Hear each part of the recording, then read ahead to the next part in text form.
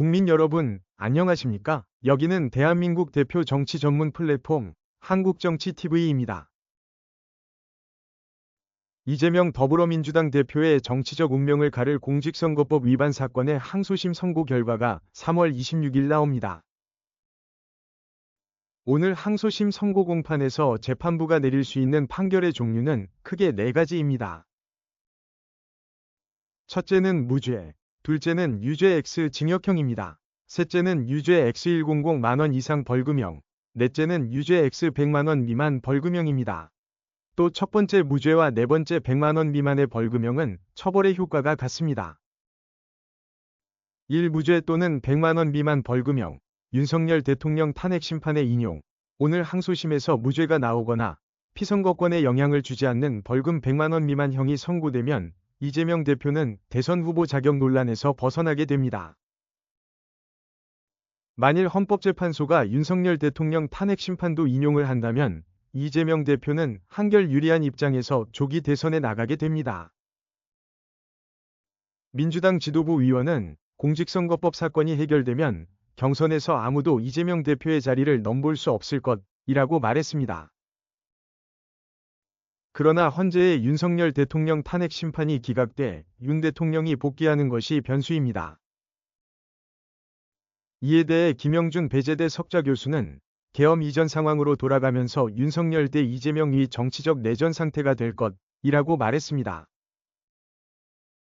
이 징역형 또는 100만원 이상의 벌금형, 윤석열 대통령 탄핵 심판의 인용, 이재명 대표가 오늘 항소심에서도 1심처럼 피선거권이 박탈되는 징역형이나 100만원 이상의 벌금형을 받을 수도 있습니다.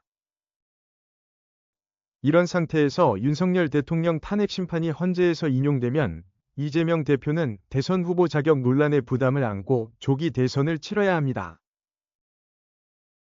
이런 경우 윤석열 대통령의 탄핵 선고 시점이 중요해집니다. 이재명 대표에 대한 대법원의 최종 선고와 대선이 맞물리기 때문입니다. 공직선거 재판 633 규정에 따르면 이재명 대표 사건 상고심에 대한 대법원 판단은 오는 6월 26일 전에 나올 가능성이 높습니다. 그런데 대통령 선고는 윤석열 대통령 탄핵 선고로부터 60일 이내에 실시됩니다. 만일 헌재의 선고가 오는 3월 28일이나 4월 초까지 나온다면 대선은 5월 말이나 6월 초에 시행됩니다. 이렇게 되면 이재명 대표는 대법원의 확정 판결을 받지 않은 상태에서 대선을 치르게 될 가능성이 높습니다. 3. 징역형 또는 100만원 이상의 벌금형, 윤석열 대통령 탄핵 심판 선고 지연. 이재명 대표에게 최악의 상황은 윤석열 대통령 탄핵 심판의 선고가 계속 늦어지는 것입니다. 만일 4월 중순에 윤석열 대통령 탄핵 인용이 결정되면 대선은 2달 뒤인 6월 중순에 열리게 됩니다. 법원행정처에 따르면 2023년 공직선거법 확정 판결은 2심 후 평균 73.21만에 나왔습니다. 이것을 기준으로 보면 이재명 대표 공직선거법 사건의 대법원 판결은 6월 7일에 나올 수가 있습니다. 이렇게 되면 이재명 대표가 민주당 대선 후보로 선출되고도 본선에서 중도 탈락하는 상황이 벌어지게 됩니다. 한국정치TV는 국내 최초로 탄생한 중립적, 객관적, 과학적, 불편부당한 독립정치 미디어입니다.